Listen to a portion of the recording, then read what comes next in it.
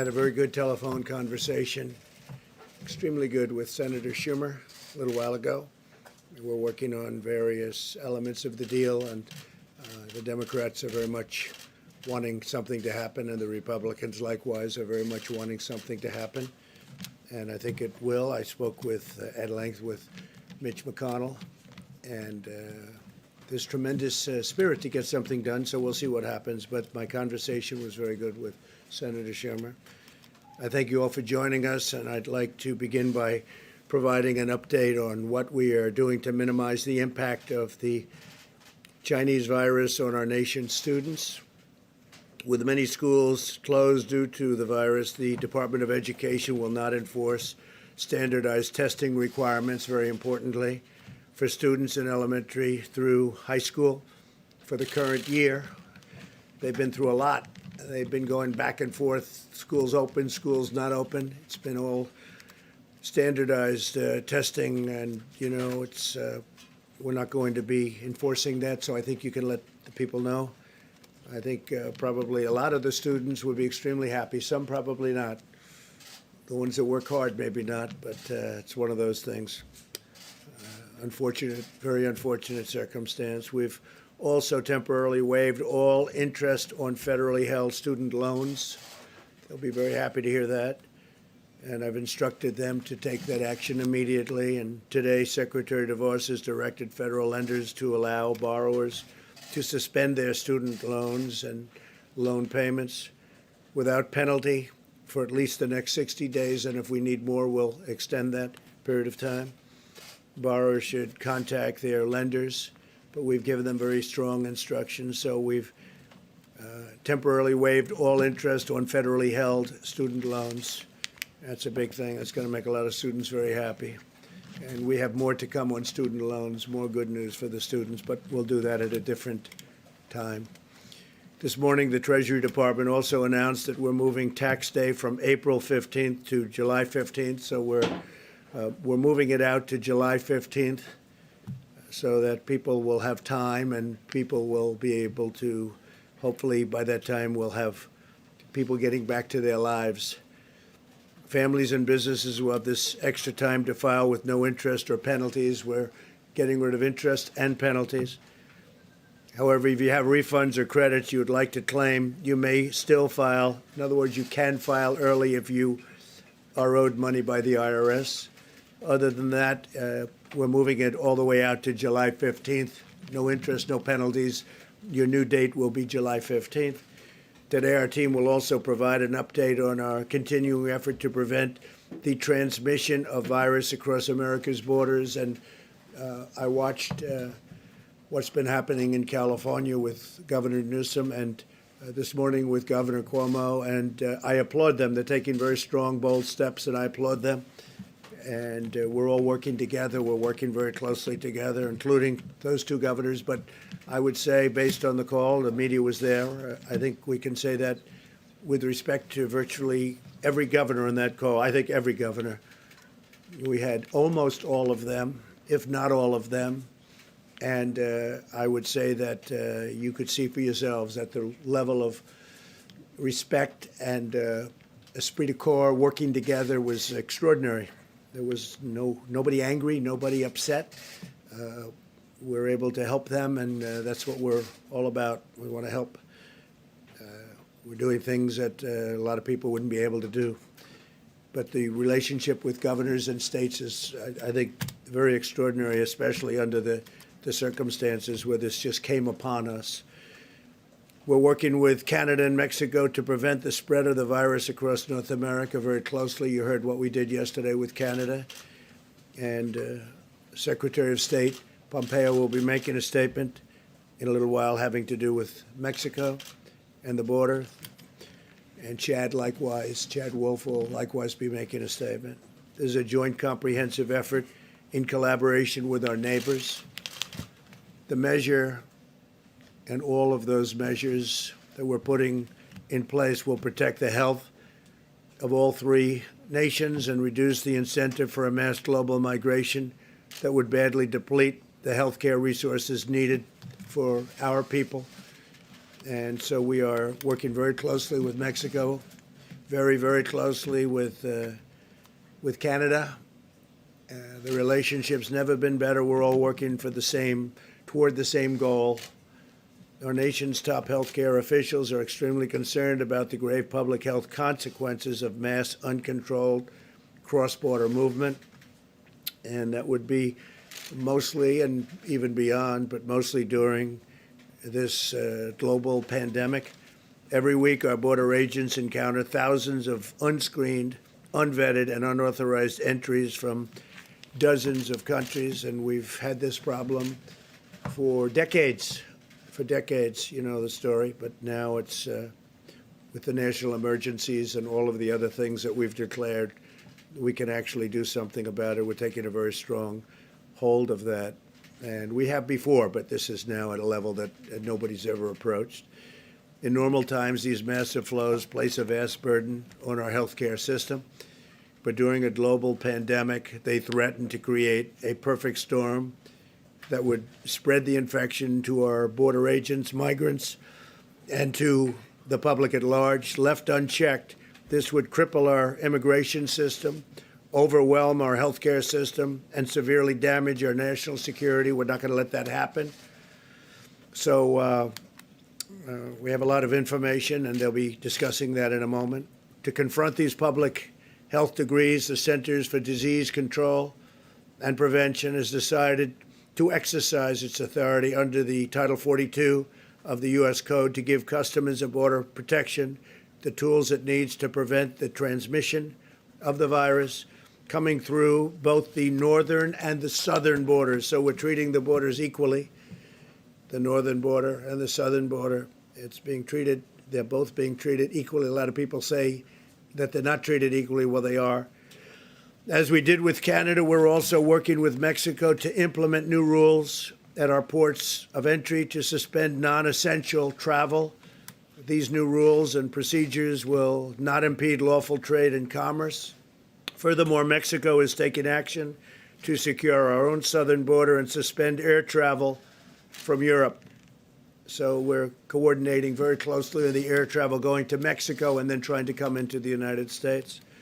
The actions we're taking together with our North American partners will save countless lives. At the conclusion of my remarks, Secretary Azar, Secretary Pompeo, Secretary Wolf, we're going to be also taking some questions with Tony and Deborah, who you've gotten to know very well. But they'll be discussing certain things, and I think you'll find them of great interest. We're going to be providing tremendous amounts of detail over the coming days, but a lot of it will be provided right now if you'd like to find out about it. There's been a week of resolute action, tremendous relationships have developed with people that frankly didn't get along, people that didn't like each other. They're now working together and maybe even in some cases learning about each other and liking each other. It's a nice thing. I invoked the Defense Production Act, and last night we put it into gear. We moved the National Response Coordination Center to the highest level of activists. I mean, if you take a look at what we did, the level of activation has been increased to a grade 1 level, which is the highest level. We're providing historic support to small businesses and to the states. The states need support. Normally, they do this themselves, but because of the magnitude of it, the federal government has gotten very much involved in terms of getting the equipment they need. So we're helping them. It's a responsibility they have, but we are helping the states a lot. That's why the governors, I think, in every case have been impressed and very nice. We enacted legislation guaranteeing paid sick leave for workers at no cost to employers. And I think it's very important. So they get paid sick leave at no cost to employers. We're accelerating the use of new drug treatments. We're advancing legislation to give direct payments to hardworking families. Throughout our country, Americans from all walks of life are rallying together to defeat the unseen enemy striking our nation. In times of struggle, we see the true greatness of the American character, and we are seeing that. A lot of people are talking about it. We're at 141 countries from what they're telling me, and some of those countries are really working in a unified manner, and they're working very unified with us, almost, I could say, a good number of them. Doctors and nurses are working nonstop to heal the sick. Citizens and churches are delivering meals to the needy. Truckers are making the long haul to keep shelves stocked. We've been dealing with the big stores and the big chains, Walmart. They've been fantastic, and others. They've all been fantastic. We've made it much easier for them to stock in terms of travel and travel restrictions. We're lifting restrictions so they can get their trucks on time. You're seeing very few empty shelves, and yet the amount of volume that they're doing is unprecedented because people want to have what they have to have, what they feel they have to have. And they're also buying in slightly smaller quantities, which is good because we're not going anywhere. We're going to be here. So I want to thank all of those very great companies for working so well. Americans from every walk of life are coming together. And thanks to the spirit of our people, we will win this war. And we're winning, and we're going to win this war. America will triumph, and America will rise higher than ever before. We'll be stronger than ever before. And we've learned a lot. We've learned a lot. We've learned a lot about relying on other countries. And I can say that I think in both a very good and a very bad way. Some good things came out of it, and some not so good things came out of it. So I'd like to move now to invite our team to provide information on the new measures to prevent viral spread at our borders. And I'll start by asking Secretary of State Pompeo to speak. He's doing a fantastic job, and like everyone else, he's been working very, very long and very, very hard, and he's doing the other more normal jobs of a great Secretary of State, but he got tied into this like everybody else, and he's been really doing a fantastic job. Mike, please.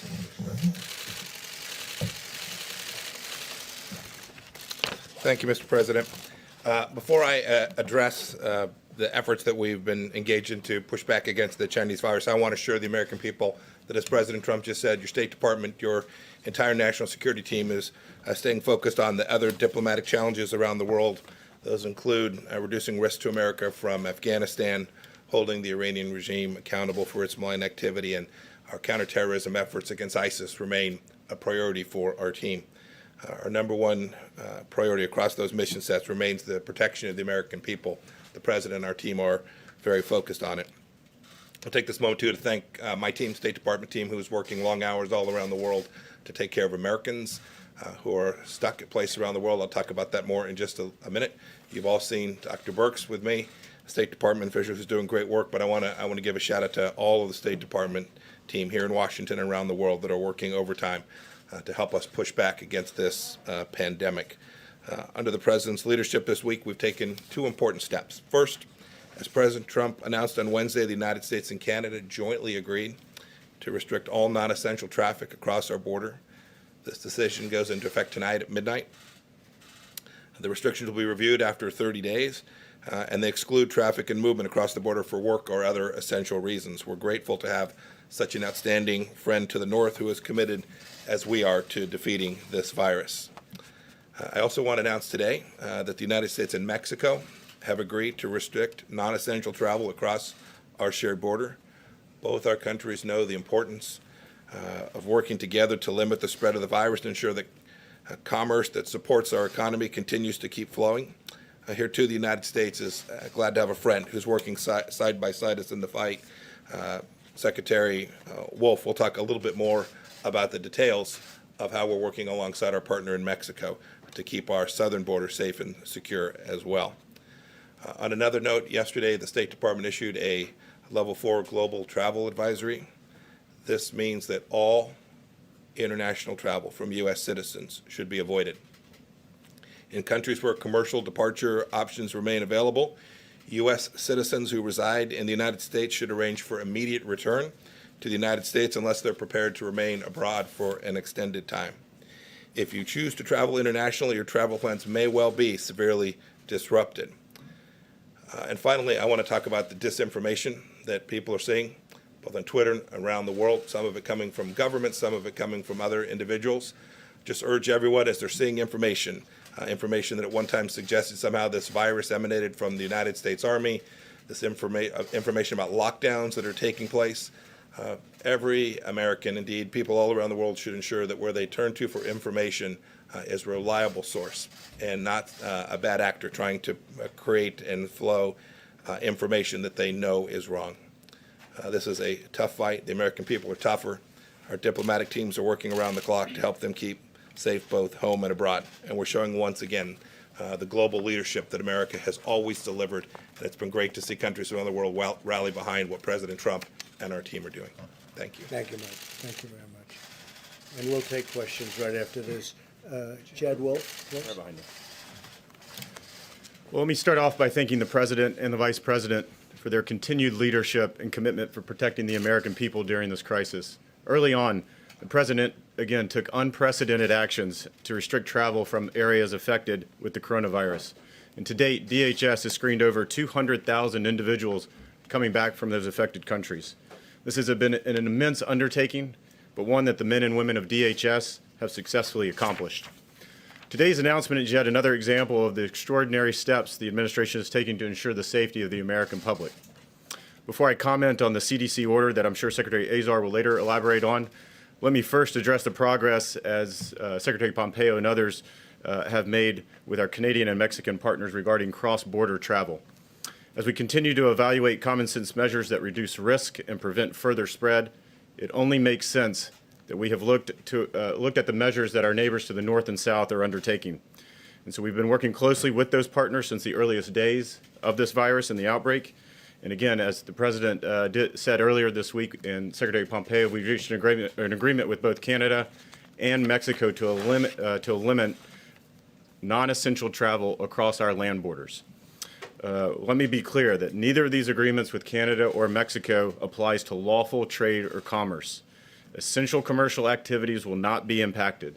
We will continue to maintain a strong and secure economic supply chain across our borders. A few examples of essential travel include, but certainly are not limited to, individuals traveling for medical purposes, to attend educational institutions, for emergency response, public health services, and individuals engaged in lawful cross-border trade. As the Secretary said, the agreements with both Canada and Mexico will go into effect on Saturday, March 21st. Furthermore, we're also working collaboratively with Canada and Mexico to take decisive joint action regarding individuals seeking entry between our ports of entry. The CDC order directs the Department to suspend the introduction of all individuals seeking to enter the U.S. without proper travel documentation. That's for both the northern and southern border. The CDC director has determined that the introduction and spread of the coronavirus in the department's border patrol stations and detention facilities presents a serious danger to migrants, our frontline agents and officers, and the American people. So it's important to note that the department currently apprehends foreign nationals from over 120 different countries around the world, the vast majority of those having coronavirus cases. Many of these individuals arrive with little or no identity, travel, or medical documentation, making public health risk determinations all but impossible. It's also important to note that the outbreak on our southern border would likely increase the strain on health systems in our border communities, taking away important and life-saving resources from American citizens. Tonight, again at midnight, we will execute the CDC order by immediately returning individuals arriving without documentation to Canada, Mexico, as well as a number of other countries without delay. And so, again, CBP is positioned to execute these measures as we continue to keep our borders secure and safe. Before I conclude, let me just wrap up by thanking the brave men and women of DHS, specifically CBP, and across the government for the work that they do day in and day out to keep the American people safe from the coronavirus. The department has a number of frontline officers that have tested positive, as well as others who are self-quarantining, and that I am doing everything that I can to protect these patriots as they continue to defend our homeland during this crisis. Thank you. Thank you very much, David. Thank you. Yes, Secretary. Today's announcement is just the latest in a long line of bold, decisive actions the President has taken to protect Americans from the coronavirus spreading across our borders. In January, within 2 weeks of China's notifying WHO about the virus, and with only 45 cases in China, we began screening travelers from Wuhan.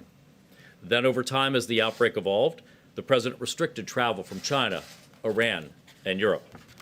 Our health experts say that these measures have been truly effective at slowing the virus's spread to our shores. Just think about this. Italy and the United States both saw their first travel-related case of coronavirus around the exact same time, the last week of January. And yet we have had precious time to continue our work around vaccines, therapeutics, and other preparations, while Italy has tragically been overwhelmed with critical patients for several weeks now.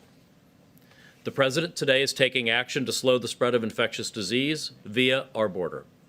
Under Section 362 of the Public Health Service Act, the CDC is suspending the entry of certain persons into the United States because of the public health threat that their entry into the United States represents. This order applies to persons coming from Mexico and Canada who are seeking to enter the country illegally and who would normally be held in a congregate setting like a Customs and Border Protection station. It does not apply to U.S. citizens or lawful permanent residents. During this pandemic, a number of health challenges arise when illegal immigrants arrive at our northern and southern borders and are taken into immigration custody. We're talking about significant numbers of illegal immigrants. From this past October through February, DHS has processed more than 21,000 inadmissible aliens at the northern border and more than 151,000 inadmissible aliens at the southern border.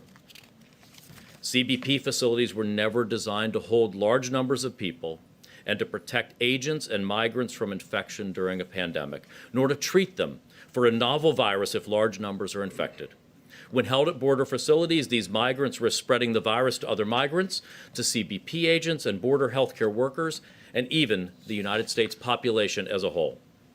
In such circumstances, the kind of social distancing measures the CDC and the president have recommended are simply not possible. On top of that, any resources that we are using to reduce the risk of infection among CBP agents, healthcare workers, and migrants in these facilities are drawing on an American healthcare system that is already fighting the coronavirus pandemic. That's why the president and his administration are taking these important steps to keep Americans and our immigration system safe from these health risks as part of our whole-of-government approach to combating the coronavirus. Thank you, Mr. President, for the work that you've been doing throughout this crisis to slow the spread of the coronavirus and to keep our country safe. Thank you very much. Thank you. Tony or Deb, please. Thank you, Mr. President. So we continue to review the data very carefully from around the globe, as I know many of you are. We continue to see signs that, again, individuals under 20, 19 and under may have severe disease, but majority and all have recovered to date. We still see that same trend. And frankly, from Italy, we're seeing another concerning trend, that the mortality in males seems to be twice in every age group of females. This should alert all of us to continue our vigilance to protect our Americans that are in nursing homes.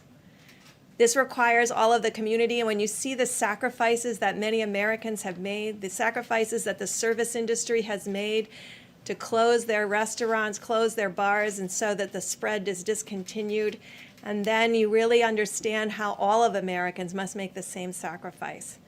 We continue to ask you to follow the presidential guidelines of no groups coming together of more than 10, that if anyone in the household is sick, that everyone quarantines in the household together, and that we continue to focus on those who have the most vulnerability to this illness. Now, to the moms and dads out there that have children with immunodeficiencies or other medical conditions, we don't know the level of risk, and I know you will also protect them in the same way. There just is not enough numbers at this time to really tell them if they're at additional risk or not in the same way that adults are. I don't have any new data. I can see the look on your face of saying, is she seeing something new? I don't have any new data, but I think it's important for us to be as honest with the American people as we can. And when we don't have data, be very clear that we don't know. Finally, no one is immune. I sometimes hear people on radio or others talking about, I'm immune to the virus. We don't know if the contagion levels are different in age groups, but we know it's highly contagious to everyone. Do not interpret mild or moderate disease as lack of contagion or that you're immune. You just happen to have a better immune system, and the ability to fight the virus in a way that maybe older people or people with existing medical conditions can't. And that's why it's very important at this moment that all of you carry that message about the sacrifices that many have made, particularly our service providers and our frontline healthcare workers. They are making that sacrifice every day so that every American can move through this well. But we need every American following the presidential guidelines. Thank you. Thank you very much. Tony, please. Thank you very much, Mr. President. I just want to underscore a couple of things that I've said a few times to this group. You may recall that just a week ago or so, I said the two pillars, the two elements of our capability to contain the infection and the surge of infections in this country rely on two things: keeping infections from coming from without in. We've been very successful in doing that with China and with Europe. Now we have the northern and southern border issues. There's a fundamental public health reason for doing that, because we cannot be preventing people from coming in from one area when they can actually go into the other. So that's an important reason. Understand that there's a public health reason for doing that. The second thing I think is really important is what happened in New York today, what Governor Cuomo mentioned about an hour ago, some rather strong issues that have been addressed with his recommendations. Not recommendations, essentially orders. Now, we have a group of recommendations and guidelines that are applicable to the entire country. You know them. We've been over them. Yet there are places, regions, states, cities in this country that are being stressed much, much more than the country as a whole. Clearly, one of them was Washington. Another one was California. Governor Newsom made some very important, difficult decisions. Today, Governor Cuomo did the same thing. And I want to say I strongly support what he's doing. And one thing, as a New Yorker myself, for those of you who haven't figured out from my accent that I'm from New York, as a New Yorker, I know what New Yorkers can do. We're tough. I was in New York City on September 11th, 2001. And I know what the New Yorkers can do. So please, cooperate with your governor, cooperate with your mayor. It's very important. Thank you. Thank you, Tony. That's great. Thank you, Mr. President. The White House Coronavirus Task Force met this morning. We continue at the President's direction to bring the full resources, not just of the federal government, but in full partnership with our state governments, businesses around America, and a partnership with the American people to respond to the threat of the coronavirus. And I know I can speak on behalf of the President with confidence when I say how inspired we are by the way the American people and American businesses are coming together to help defeat this virus in our country.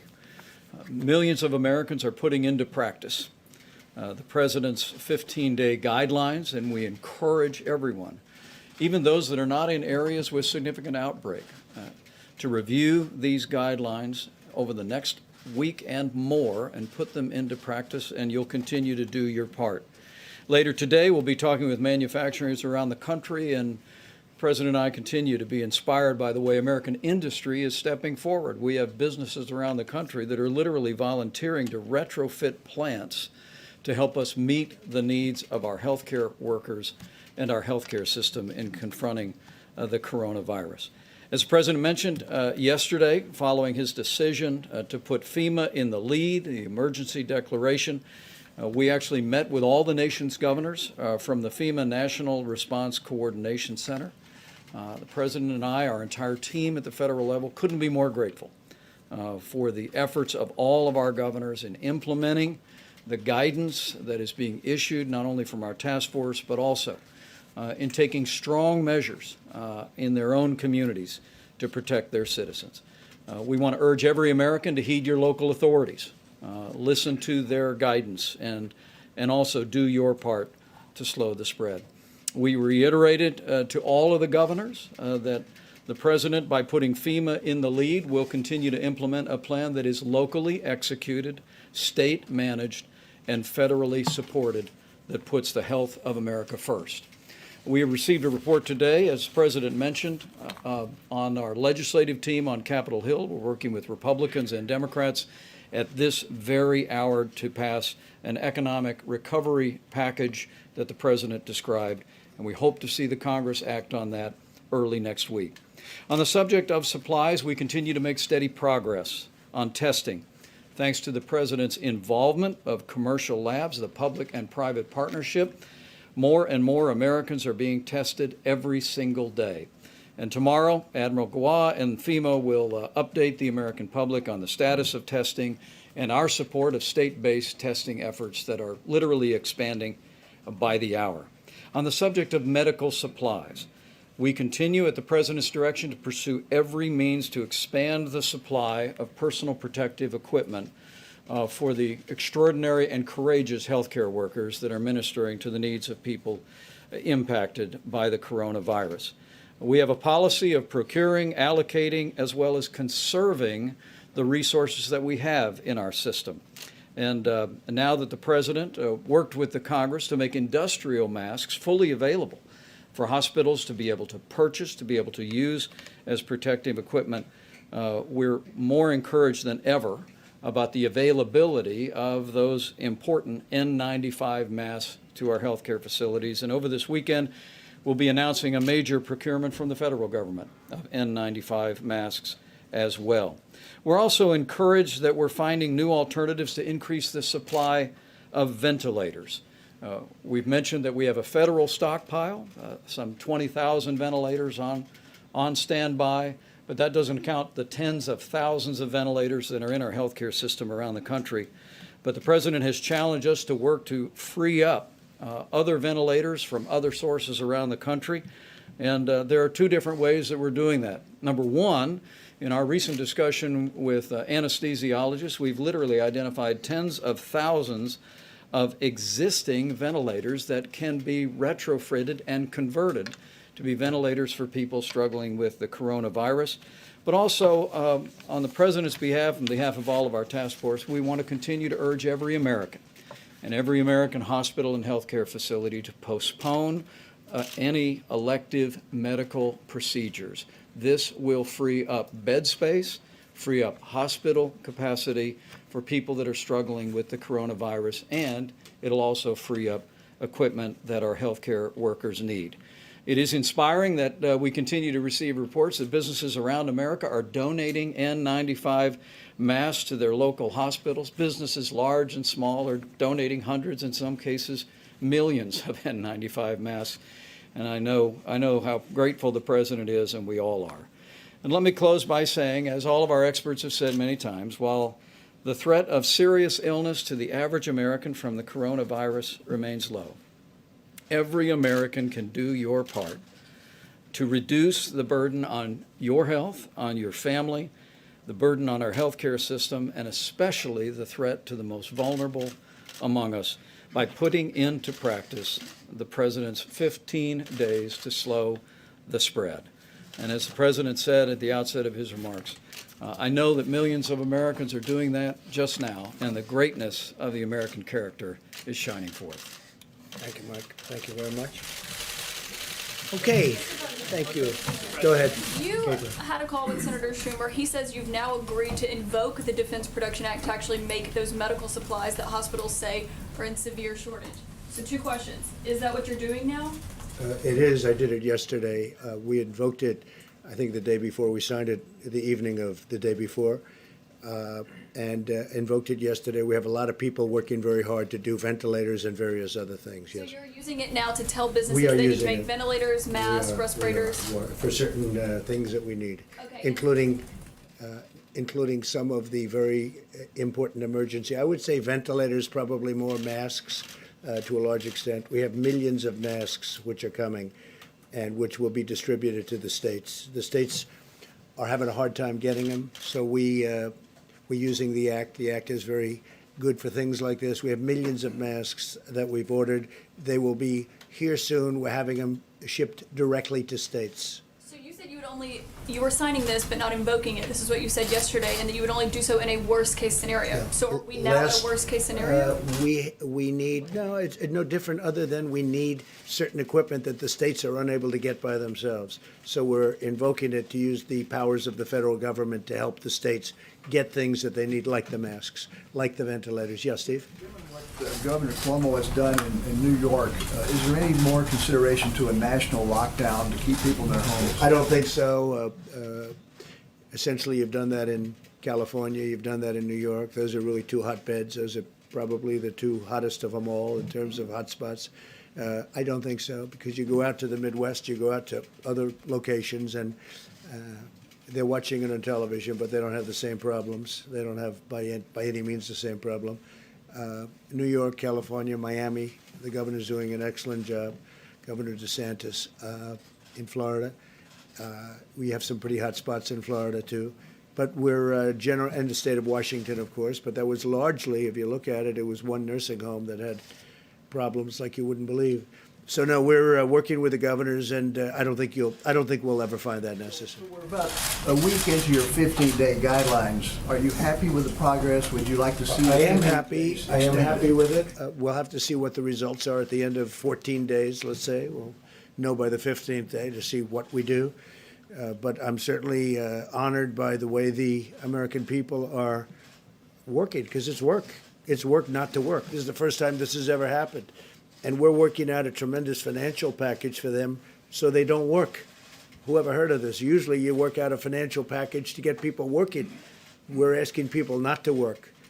Social distancing, a new term that's become probably the hottest term there is. So, no, I'm very honored by the way the American people are taking this, I mean, so seriously. Yes, John? Mr. President, a question for you and a question for Dr. Fauci, if I could. There's been some concern among Democrats on Capitol Hill that the Phase 3 fiscal stimulus is weighted too much in favor of corporations and not enough in terms of individuals. What did your conversations with Senator Schumer yield on that front? Well, I think that really all of that is being discussed right now. We talked about, as an example, buybacks, stock buybacks. I don't want to have stock buybacks. I don't want people spending. I don't want some executive saying we're going to buy 200,000 shares of stock. I want that money to be used for the workers and also for the company, to keep the company going, but not for buybacks. I would, I mean, I haven't spoken to a lot of the Republicans or Democrats on it. We discussed it, and I don't like buybacks. I didn't like them the first time. Are you and Senator Schumer? So we're on the same discussing. page? We're discussing that. We're discussing many Are things. you on the same page with Senator Schumer? We're not so far away. I'll tell you, we're not very far away. And to Dr. Fauci, if I could. Dr. Fauci, as was explained yesterday, there has been some promise with hydroxychloroquine, this potential therapy for people who are infected with coronavirus.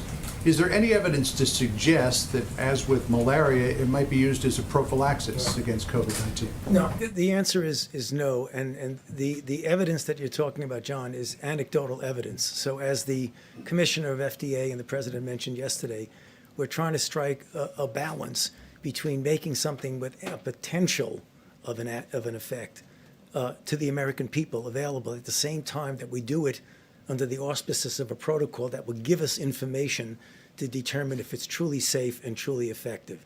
But the information that you're referring to specifically is anecdotal. It was not done in a controlled clinical trial, so you really can't make any definitive statement about it.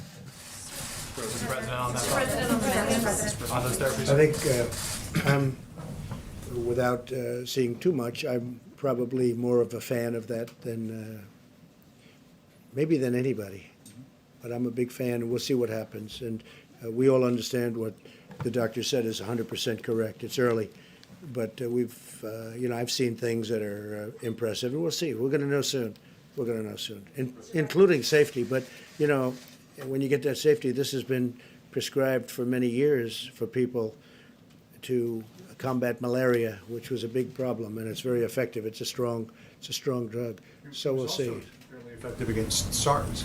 It was as I understand that, is that a correct statement? It was fairly effective on SARS. John, you've got to be careful when you say fairly effective. It was never done in a clinical trial. They compared it to anything. It was given to individuals and felt that maybe it worked. So Was there anything to compare it to? well, that's the point. Whenever you do a clinical trial, you do standard of care versus standard of care plus the agent you're evaluating. That's the reason why we showed back in Ebola why particular interventions worked.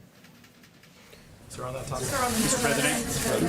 President, about the possible therapies, yesterday, Mr. President, you said that they were for, quote, immediate delivery, immediate. We heard No, from we're Dr. ordering, yes, we have millions of units ordered. Bayer is one of the companies, as you know, big company, very big, very great company.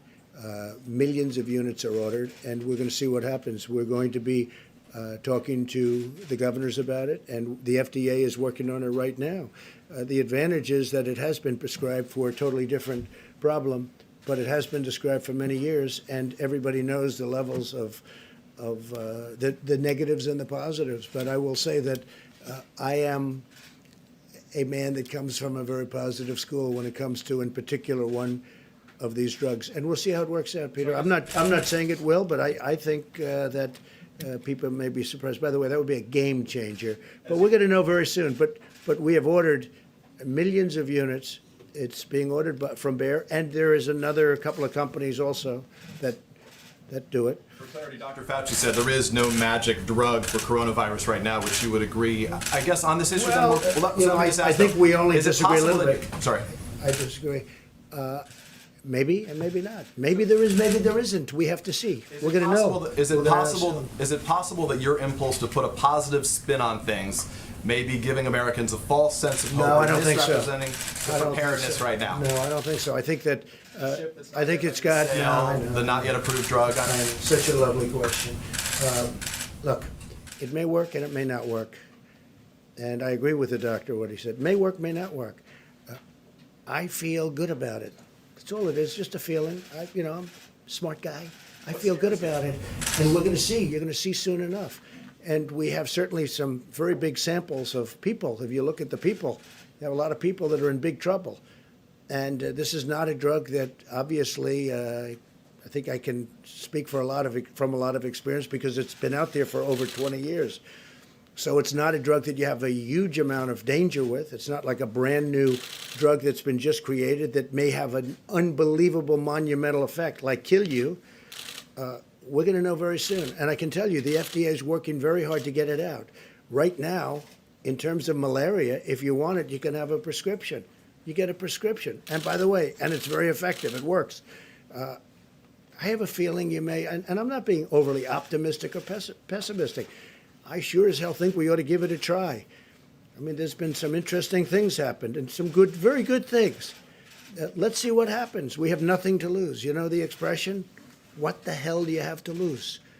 Okay? So what do you say to Americans? Sir, nearly 200. John, go ahead. Dead. What do you say to the Americans who are scared, though? I guess nearly 200 dead, 14,000 who are sick, millions, as you witnessed, who are scared right now. What do you say to Americans who are watching you right now who are scared?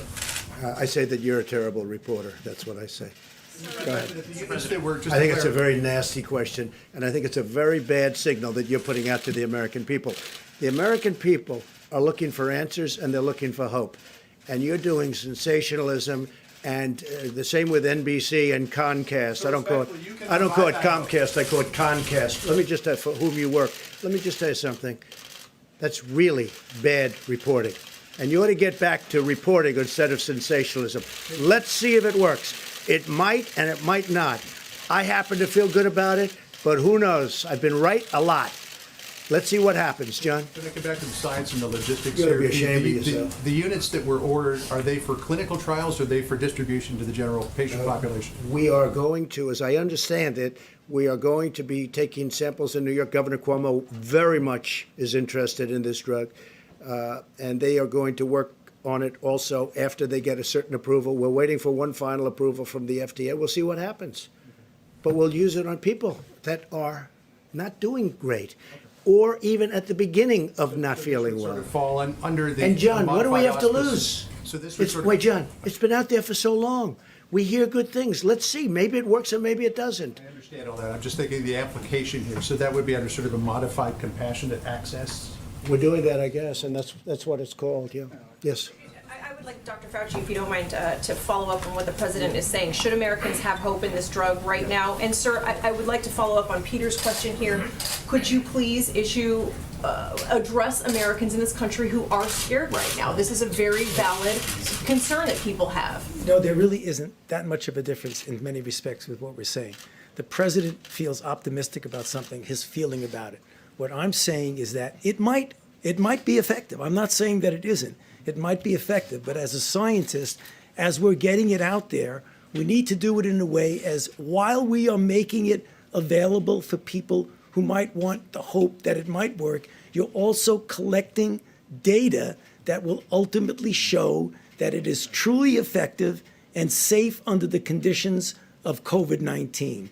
So there really isn't different. It's just a question of how one feels about it. Is there any reason to believe it's not safe? Well, certainly as a drug, any drug, John, has some toxicities. The decades of experience that we have with this drug indicate that the toxicities are rare and they are, in many respects, reversible. What we don't know is when you put it in the context of another disease, whether it's safe. Fundamentally, I think it probably is going to be safe, but I like to prove things first. So it really is a question of not a lot of difference. It's the hope that it will work versus proving that it will work. So I don't see big differences here. I agree. Sir, your message to Americans who agree. are working at home, who have their children in their homes right now, who Here are we go. Go homeschooling, ahead. doctors who say they don't have the masks they need to do their jobs, your message to them. My message to the American people is that there is a very low incidence of death. You understand that. And we're going to come through this stronger than ever before. If you get it, if you happen to get it, it is highly unlikely. It's looking like it's getting to a number that's much smaller than people originally thought in terms of the ultimate problem, which would be death. My message to the American people is, number one, you've done an incredible job. Incredible what you've gone through. It's been incredible. It wasn't their fault. It wasn't their fault. It wasn't the fault of 140 other countries where this has happened. And there is tremendous hope. And I think we're going to come out stronger, better, bigger in every way. I think we're going to be a better country than we were before. And we learned a lot. We learned on reliance, who to rely on, who not to rely on. But our country has been incredible, the way they pulled together, including the fact that I just spoke to Senator Schumer. We had a wonderful conversation. We both want to get to a good solution. But it's been really, for me, watching and seeing people that weren't speaking, getting along well, because we all have one common aim, and that's to get rid of this invisible enemy, get rid of it fast, and then go back to the kind of economy that we had, and maybe even better. Yeah, please, in the back. No, in the back, please. Mr. President, two questions, if you'll indulge me. The first question is, many small businesses are concerned that they have weeks, not months, and are worried about how long it'll take. We're going to be helping them a lot. We're going to be focused, a big focus, and including my conversation with both Mitch and with Chuck, a big focus of that conversation with small businesses, because they are really the engine behind our country, more so than the big ones. They are the engine behind our country.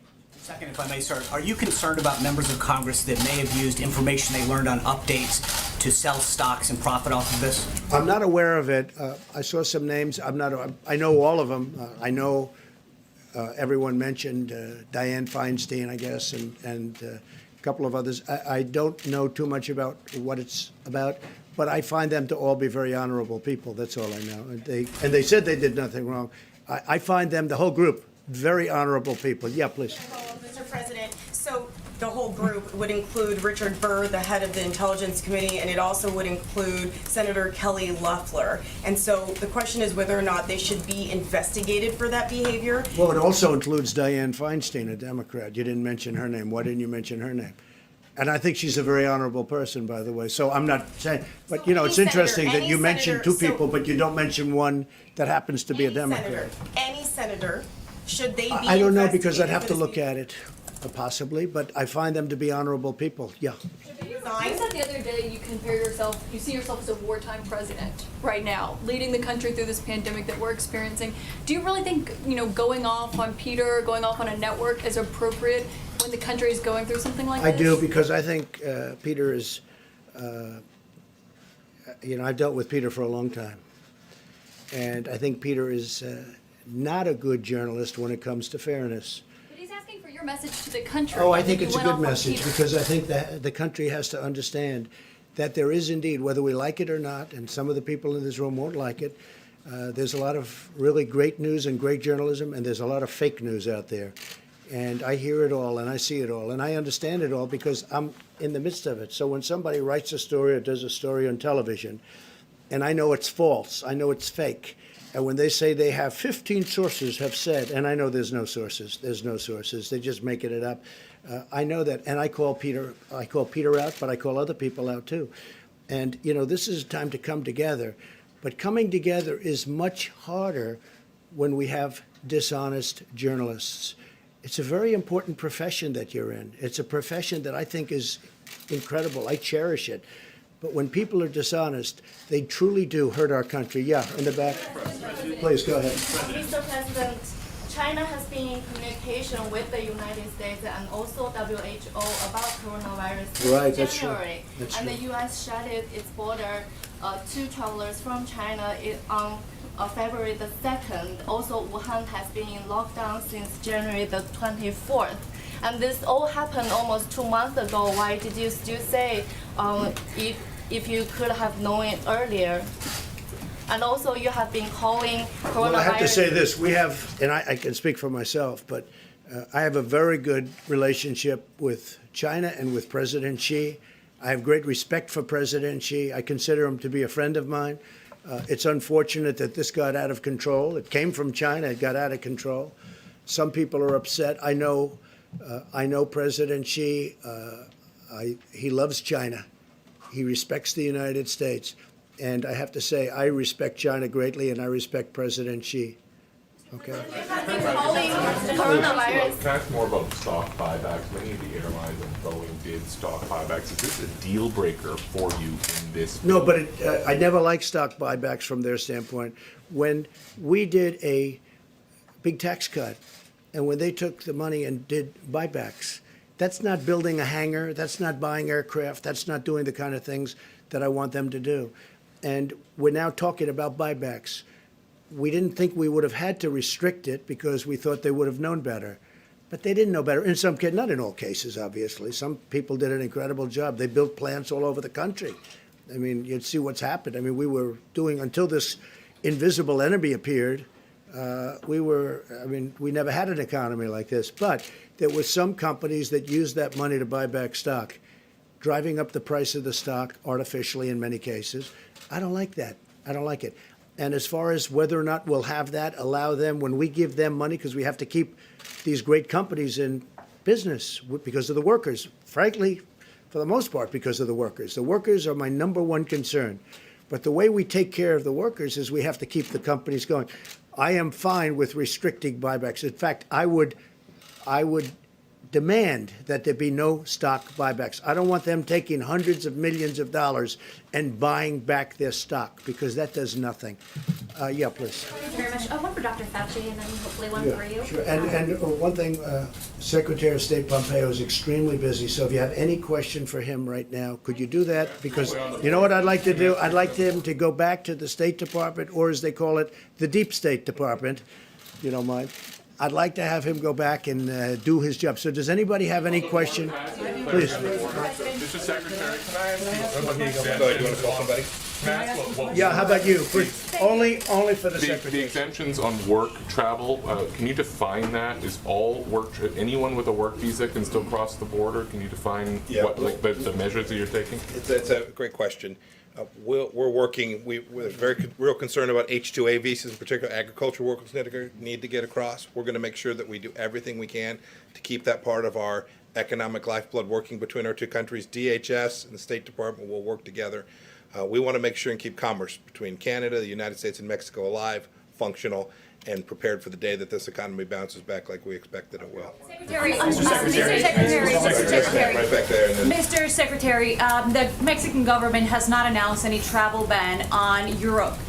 Where have you been in touch with them as to when they're going to do this and what it is that they're telling you? And then a second question, they also are telling us and said in a press conference this morning that they will not take back any non-Mexican citizen. Any other third parties will have to, we don't know what will happen to them. So can you address what will happen to those third country immigrants that you are saying that will not be allowed to enter the U.S. and Mexico is saying that they will not be allowed to stay in Mexico either or sent back from the U.S.? If I may, I'll take the first one and then Chad, I'll give you the second one. With respect to travel into Mexico from outside, I spoke with Foreign Minister Ebrard a couple of times about this.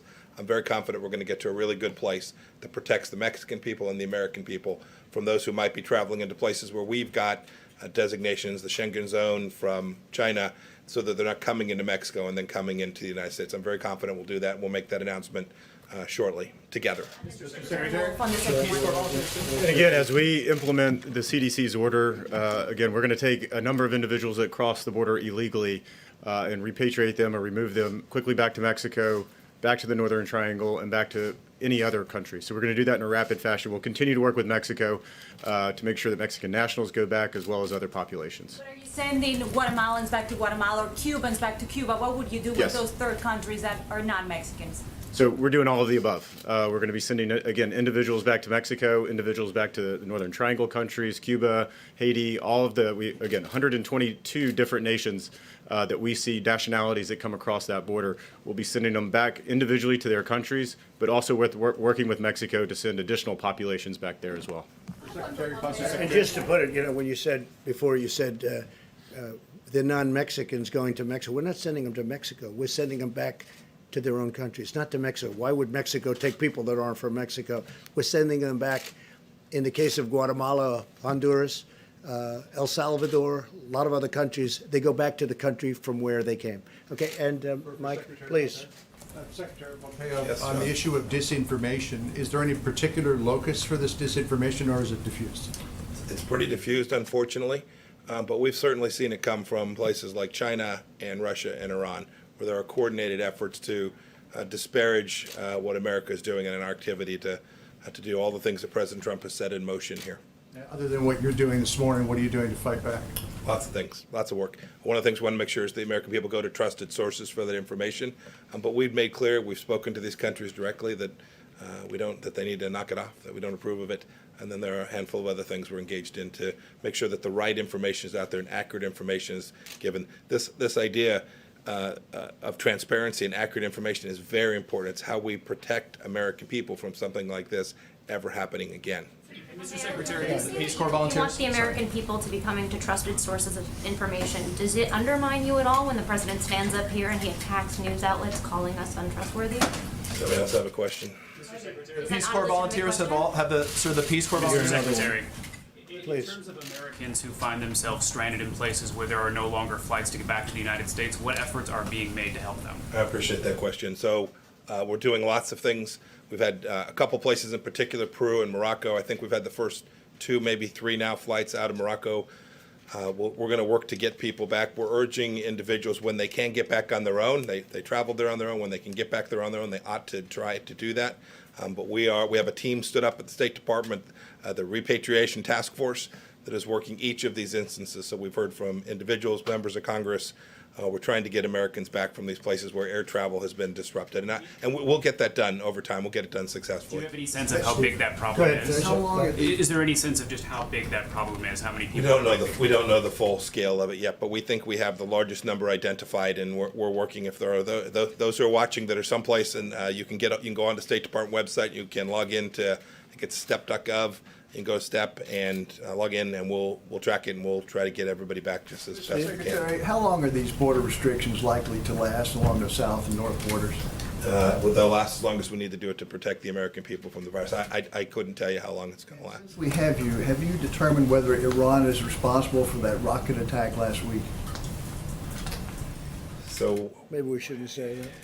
So let me just get back to you on the answer to that. And what we can say with certainty is this: we've made clear all along that the Iraqi Shia militias are funded, trained, equipped by the Iranians. And we've urged the Iranians not to do that, and we've told the Iranians that they will be held responsible for those attacks when they threaten American lives.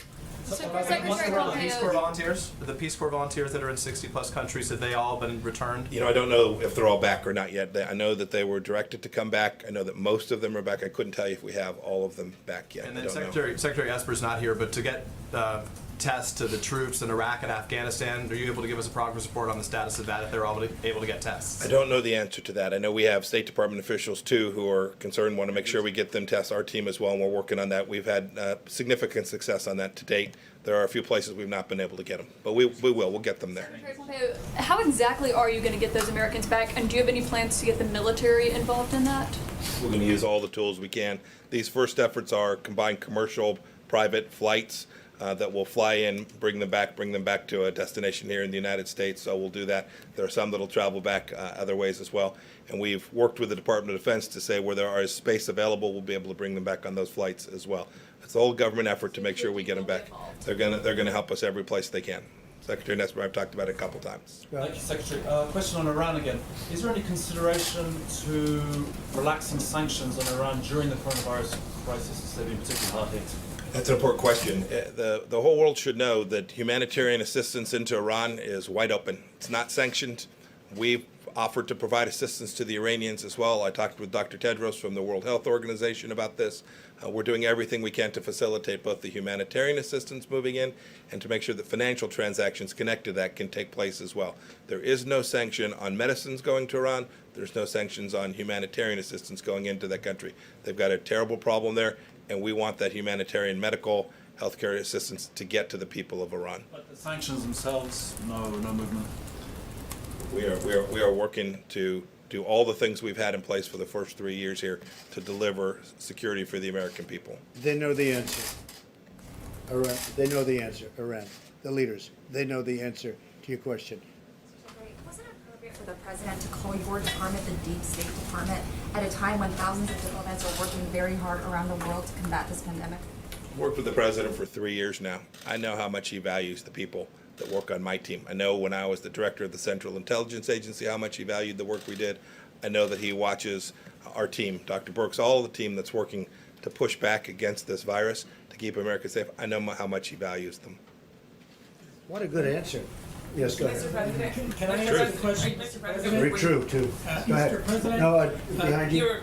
I apologize. Please, go ahead. the news, I have two questions. The first is to Secretary Pompeo. The news hours learned that the CDC picked up that there was some sort of virus happening in Wuhan, the coronavirus happening in Wuhan as early as December. When did the CDC start letting other agencies know that there was something in China happening, that this coronavirus was happening? And then when did the whole government approach start to happen? So I'll let the CDC or Dr. Fauci, you want to talk to that? Dr. Secretary Azar, please. Yeah. Yeah, so we were alerted by some discussions that Dr. Redfield, the director of the CDC, had with Chinese colleagues on January 3rd. It's since been known that there may have been cases in December, not that we were alerted in December. And then, Mr. President, the other question I have for you. Excuse me, we'll do it in a second. Let Mike, he has to go May I back. just say one more thing? There's been some discussion about China and what they knew and when they knew it. And I've been very critical. We need to know immediately. The world is entitled to know. The Chinese government was the first to know of this risk to the world. And that puts a special obligation to make sure that the data gets to our scientists, our professionals. This is not about retribution. This matters going forward. We're in a live exercise here to get this right.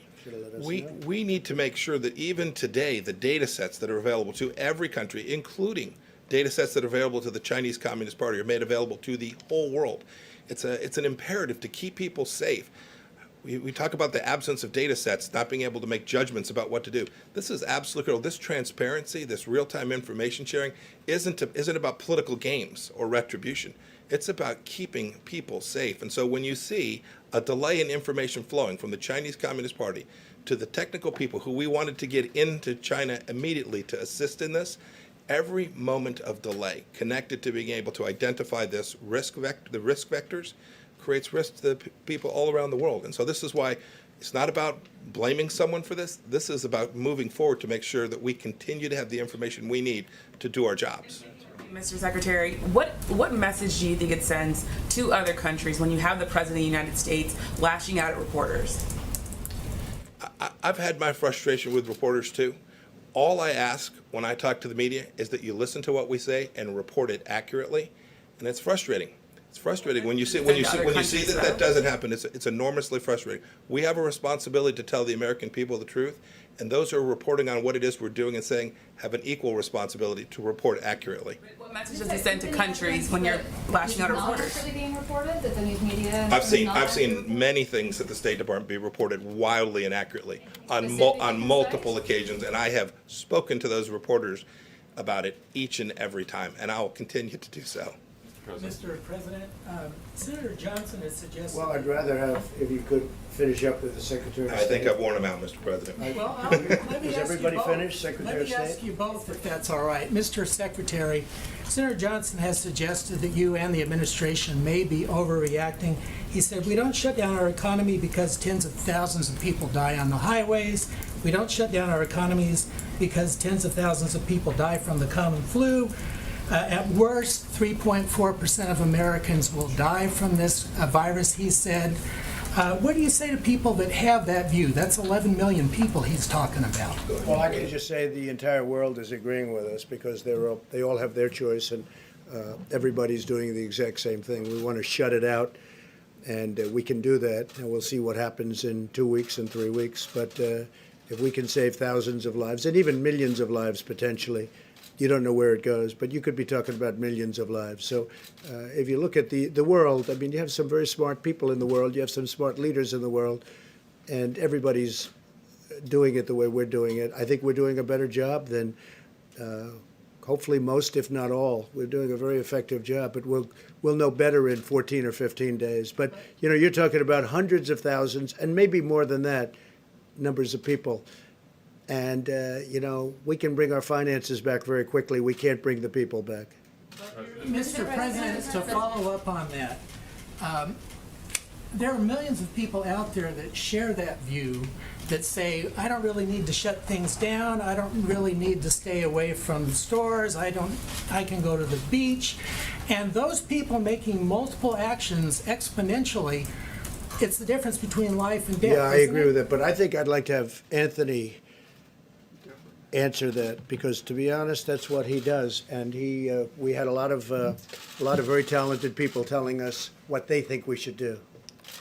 Thank you, Mr. President. First of all, I think that's a false equivalency to compare traffic accidents with. I mean, that's totally way out. That's really a false equivalency. When you have something that is new and it's emerging, and you really can't predict totally the impact it's going to have, and you take a look at what's going on in China, and you see what's going on right now in Italy, and what's happening in New York City, I don't think with any moral conscience you could say, why don't we just let it rip and happen and let X percent of the people die? I don't understand that reasoning at all. Okay, so Secretary of State will be leaving. Any other question? Go ahead in the back, please. In the back for Mike. Thank you, Mr. President. Excuse me, I didn't call on you. Go ahead, please. Thank you, Mr. President. Two things. In New York, where cases are doubling every day, they fear that supplies are going to run out in a matter of weeks. Yesterday, Mayor Bill de Blasio called on you to mobilize the military to deliver urgent supplies. Yesterday, he said, quote, the fate of New York City rests in the hands of one man. He is a New Yorker, and right now he is betraying the city he comes from. I've personally spoken to emergency department nurses who say that they're being told not to wear N95 masks because supplies are so low. So how do you respond to those remarks by Mayor de Blasio? Well, I just think this. I'm not dealing. When will those supplies arrive? I'm not dealing with him. I'm dealing with the governor, and the governor agrees with me, and I agree with him. So far, we've been very much in sync. I guess they're not agreeing with each other necessarily, but the relationship with New York, I love New York. I grew up in New York, as you probably have heard, and the relationship's been very good. And I think government and the governor have been getting along incredibly well with the federal government. Okay.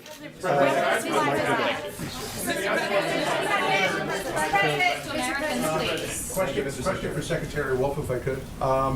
Just on illegal entries of people who are OTM, how will the turnback process work? Will they be taken to a common area and then put on a plane and sent back to northern countries or others? I mean, how would that process work? Again, it's a public health crisis. So what we're trying to do is limit the amount of contact that we have with these individuals, not putting them in Border Patrol facilities, ICE detention facilities, and the like. So it's going to be very rapid. We're going to obviously take them into custody and then send them back to a port of entry or other means. So it'll be very quickly. It won't be the 6 or 7 or 10 days that we currently have. It'll be much more rapid. But if they are OTM, will they be taken to an airfield That's nearby? correct. Or? That's correct. And sent back home? Absolutely. Anybody? Mr. President, can we ask Mr. about President, the checks? the checks Sir, to Americans. the checks to Americans. The bill as proposed creates sort of tiers of checks for income. Do Yeah, you believe it will be. philosophically Well, we're that working makes on- sense? Well, I believe in a lot of things. I want to get workers' money, and whichever way, the best way to get it. And I want to keep the businesses open too, because without the businesses, they're not going to be getting money for very long. But we're going to be talking. As it's written, is there enough, or do you If want to there's see it not, juiced we'll up? do something later. I'm sure. I'm sure. We'll do Mr. President, the Wall Street analysts are predicting that unemployment numbers could skyrocket next week. By some analysts, say as many as 3 million people applying for unemployment, which would be a historic number in a 1 week spread. So is $1,000 check going to cut it? Is that going to be We're enough? not talking about $1,000 check. We're talking about much more than that.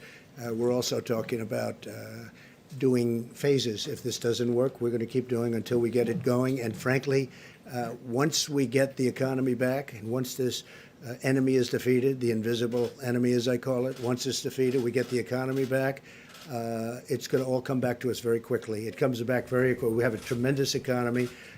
We do numbers like no other country has ever done before. #1 in the world, if you go back 2 weeks, and still, obviously, but if you go back 2 weeks, #1 in the world by far. That money comes back to us very rapidly.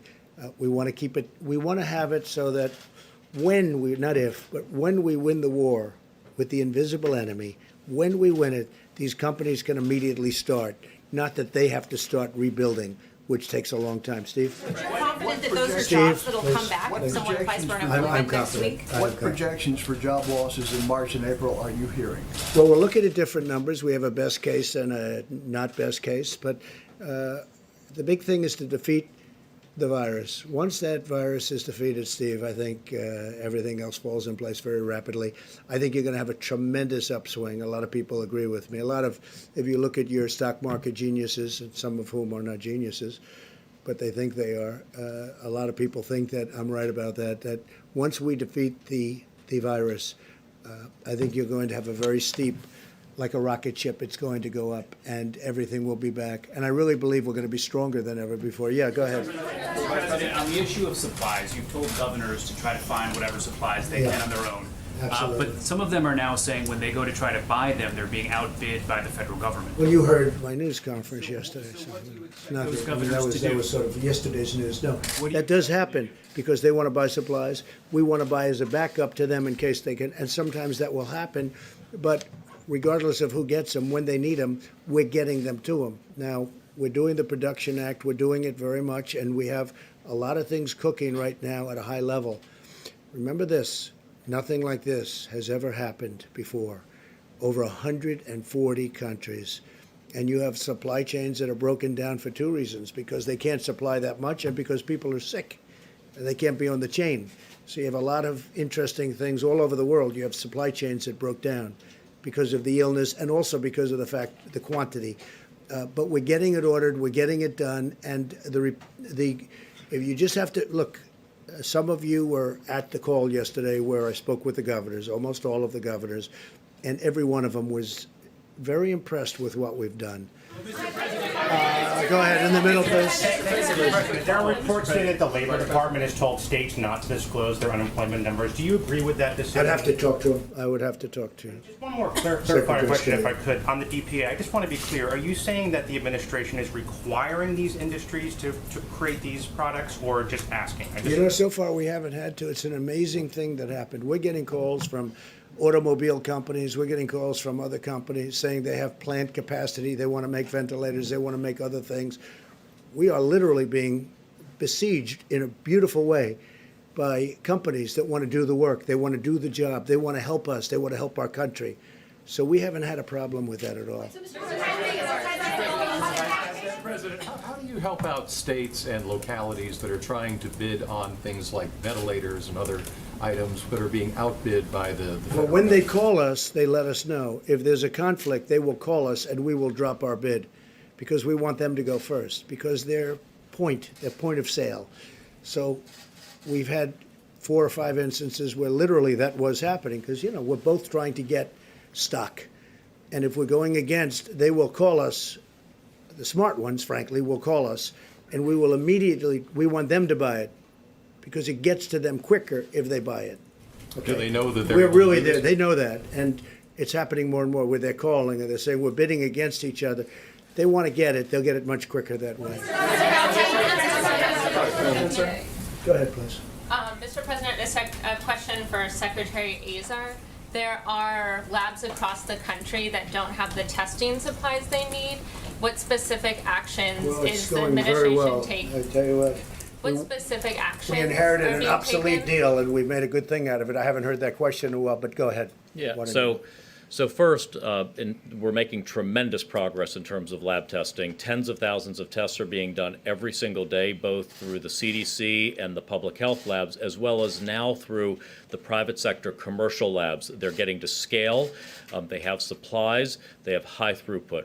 We do hear anecdotally, occasionally, of, say, a public health lab or another one that has a concern about this supply or that supply. Through FEMA, we actually are standing up a laboratory task force to answer those questions. Usually, it's that the lab people do not understand that there are actually alternative supplies in the marketplace that they are perfectly free to use. We've actually had to put out some common myths and truths about that. For instance, the other day, we were getting calls from governors saying, we don't have swabs, there are no swabs, there are no swabs. Our supply people went in the open marketplace and bought 200,000 swabs in the open market, and I just sent a letter to every governor sending them swabs. So some of it's just they aren't listening or checking with us about all the freedom, all the capacities out there. It's a complex system with 330 million Americans and all of these labs. So sometimes there's a lab that doesn't understand how much flexibility they have and how much supply there is out there. And we're working through the new FEMA Integration Center to help correct that for folks. Secretary Azar. Be happy to. Yes, how well that's working. Well, as I said, more and more tests are being performed every day. And as we learn about the results that are being reported around the country of coronavirus tests, our experts continue to look at the numbers and see that some 90% of Americans that are tested do not test positive for the coronavirus. And so it can give you a sense of the magnitude of testing that's going on. We have the number of cases that we've reported today, but it's in some cases near to 10 times that have been tested. But let me also emphasize how important it was in answering these questions for governors and local officials that the president stood up FEMA and the National Response Center, where we briefed governors yesterday. Now, every governor and their state health departments have the ability to reach out to our regional FEMA administrators. And that's how, as the president said, we're sorting out those potential conflicts between very significant federal purchases and procurements and as hospitals and state governments are purchasing as well. I think the new streamlined system operating now in all 50 states and our territories of governors and states going through their regional administrator for FEMA is going to make it more possible for us to ensure that our hospitals, our healthcare providers have access to what's available on the open market and elsewhere. Mr. Vice President, you're the head of the task force. You've seen the numbers. You've spoken to average Americans. You're a former governor. What do you say to Americans right now who are watching and who are scared? I would say do not be afraid, be vigilant. All the experts tell us that the risk of serious illness to the average American for the coronavirus is low. But we need every American to put into practice the president's coronavirus guidelines, 15 days to slow the spread, because the coronavirus is about 3 times more contagious than the flu, according to our best estimate. And you can contract the coronavirus, have very mild symptoms, if any, not even be aware that you have it, and expose someone who is vulnerable to a very serious health outcome. That's the reason why we're encouraging people to avoid groups of more than 10, to not eat in restaurants, but to use drive-throughs, to wash their hands on a regular basis. And particularly, we're going to continue, as the President has directed us, to focus on the most vulnerable population, which are seniors with serious underlying health conditions or anyone with an underlying immunodeficiency. It's those people we need to care for, but it's going to take all of us working together to make sure they're safe. Mr. Vice President, on the issue of ventilators, Mr. Vice President. Because you just said that you haven't had to require companies to up their production of medical supplies. But you said last night you invoked but I the didn't say DPA. that. I'm confused. When Are we you need requiring something, them, or- because of the act, when we need something, we order something. And as you know, 2 days ago, I invoked the act, which was a big step. I'm not sure that it had been done before, certainly not very much. And when we need something, we will use the act. What has happened is, before we even go out, many, many companies, great companies, companies in a totally different business are willing to do things and make things, because that's what they do. They make product. They're willing to make product for us, medical product, that we need very badly for the states, that the states can't get, they haven't been able to get. And you know, most of the states, in no way did they do anything wrong. They were stocked up. They were all equipped. Unfortunately, they've never had a thing like this. So they need help from the federal government. This is important. You haven't actually directed any companies to start making more ventilators or masks, I right? have, yes, I have. A lot, and they're making a lot of ventilators, and they're making a lot of masks. Go ahead, please. Yeah, I have. Mr. President, Yes. partially following up on that, are there automakers right now who are retooling their production facilities to make ventilators or I can't say they masks? are, but they will be very shortly, because we're working with one in particular that wants to make ventilators. They called us yesterday, and we're working on a transaction. They're going to make ventilators. They say they've done it before, which surprised me, but they can do it very easily. Secretary Azar, this is partially for you, partially for Secretary Azar. You said yesterday that you had spoken to Carnival Corporation's chairman. Carnival, yeah. Yes, and he said that he could donate some No, ships. not donate, that's not the Or word not donate, donate. okay, lend, He's not lend, giving them, he's going to let lend. you use them. I Okay. spoke with Mickey Lend. Harrison, who's the president, chairman, CEO, and owner. I think And he's he got could every lend title some he can ships have. to potentially be He said, hospitals. he said to me that he was willing to, if we need ships for helping people, that Carnival would be absolutely willing to help us in Los Angeles, in New York, wherever they may be, in Miami, where they're very big. If we needed something, they would be willing to. So far, we haven't needed to, and we're bringing the big hospital ships up in California. We're working with the governor of California, as you know, with Gavin, and we haven't made a determination. We're also talking to folks who would like it in Seattle, so we're discussing where it can be most useful. We've spoken with Governor Cuomo, and we're bringing the big hospital ship up in 2 weeks, and we're going to have it in New York Harbor, someplace in New York Harbor.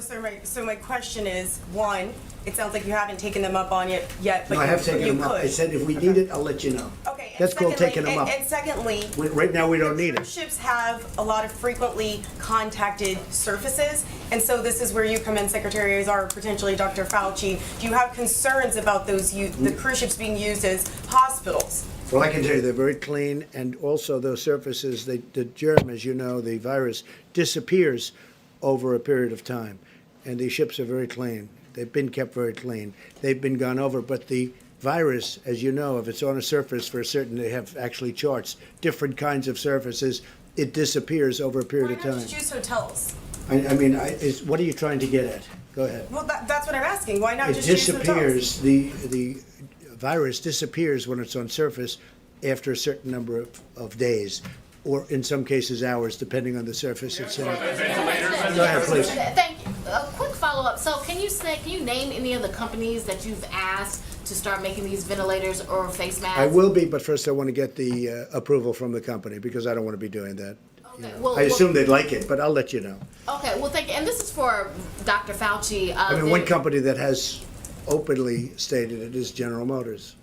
So that's one of the, did one of the companies, government but ask I General didn't. Motors to I do didn't that? speak to them about announcing it, but I'll announce it. I'm sure they wouldn't be. But we have others also.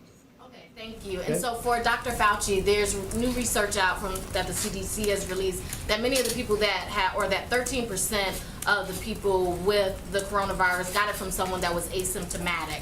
So my question is, does that change the way the approach that should be taken? And do you think that's the case, or I mean, do you think that, or do you not agree with that research? The recommendations that are here applies to whether you're in physical contact with someone who could be infected with symptoms versus asymptomatic. I don't really think it changes anything. Certainly, there is some degree of asymptomatic transmissibility. It's still not quite clear exactly what that is.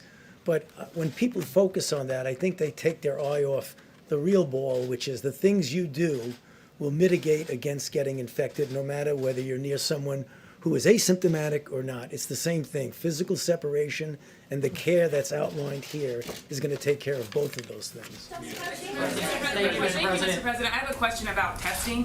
When will every American who needs a test get a test and be able to get a test? And why not have medical equipment being shipped right now to hospitals who need it? You're hearing very positive things about testing, and just so you understand, we don't want every American to go out and get a test.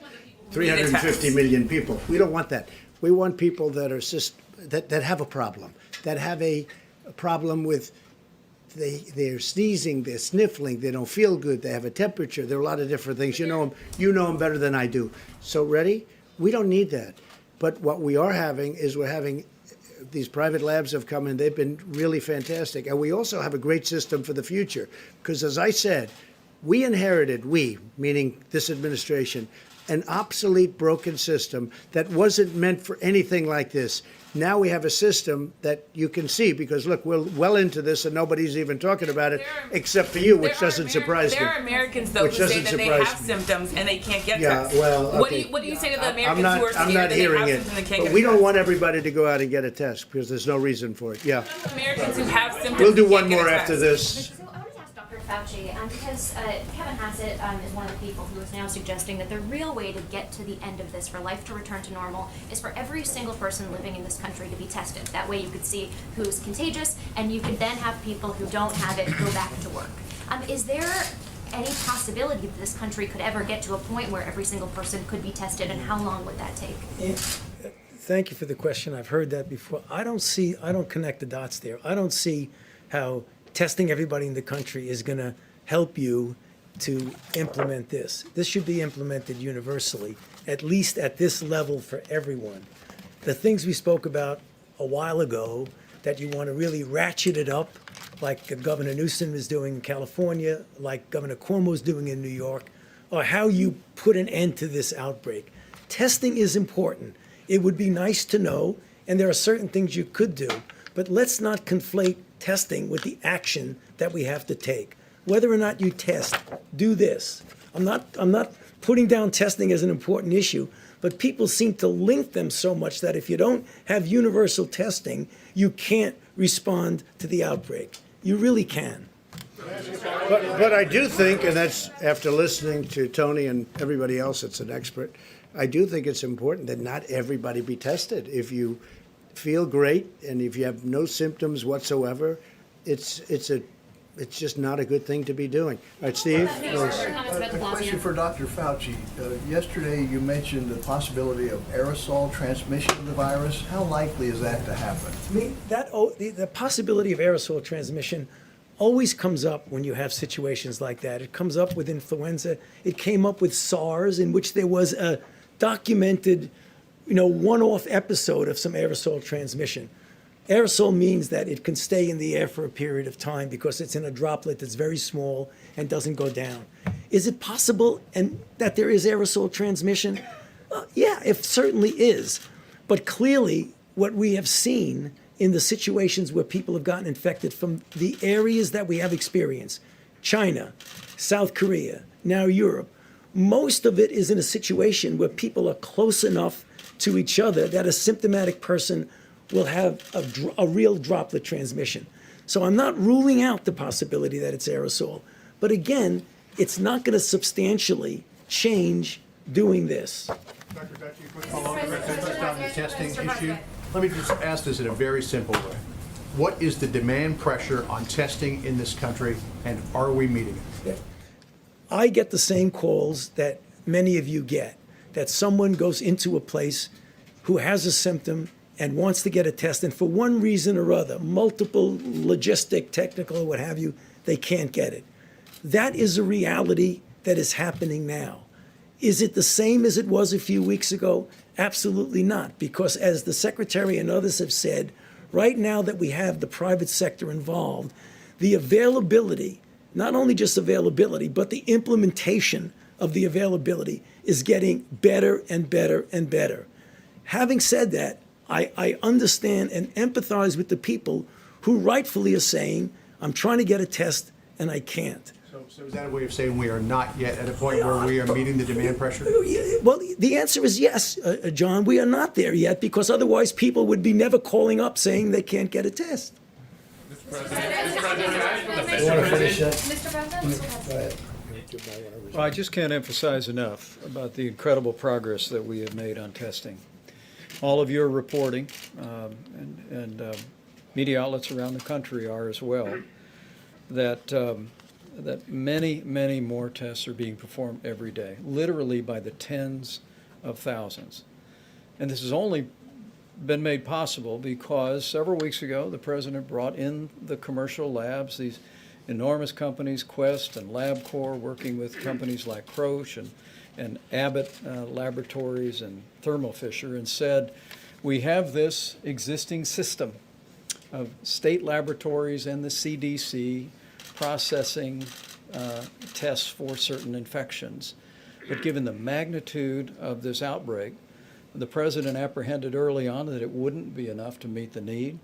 And I just want every American to know that literally hour by hour, in partnership with these extraordinary commercial labs, we are making more and more tests available every day. We'll detail the way that we're working with states to distribute those tests. We've obviously focused on states that have been dealing with the most serious outbreaks of coronavirus: Washington State, California, New York, and others. We've been making sure the tests are in those areas, working closely with those governors. But I think the American people should be encouraged at the progress that we are making. Tomorrow we'll take some time to detail that progress for you, but I would say to any American who might be concerned that they have symptoms, as the President said so well, we don't want every healthy American to get a test. But if people feel that they have symptoms that they identify with the coronavirus, call your doctor. Their doctor can call their state health authorities that can work very closely with our entire team through HHS and FEMA and work to identify the more and more tests that are available every day. Just so you know, just for the probably 100th time, this administration, inherited an obsolete, broken, old system that wasn't meant for this. We discarded that system, and we now have a new system that can do millions of people as you need them. But we had to get rid of a broken old system that didn't work. It worked only on a very limited basis. And we're very proud of what we've done. It's incredible what we've done. And this system will now serve for the future, for future problems. Hopefully you don't have a problem like this, but something will come up. We have now a great system, and it's almost fully in gear, but it's able to test millions of people.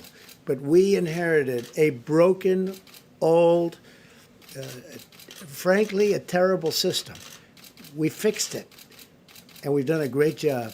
And we haven't been given the credit that we deserve, that I can tell you. But the one that really deserves the credit are the American people, because they are doing things that nobody thought they would do.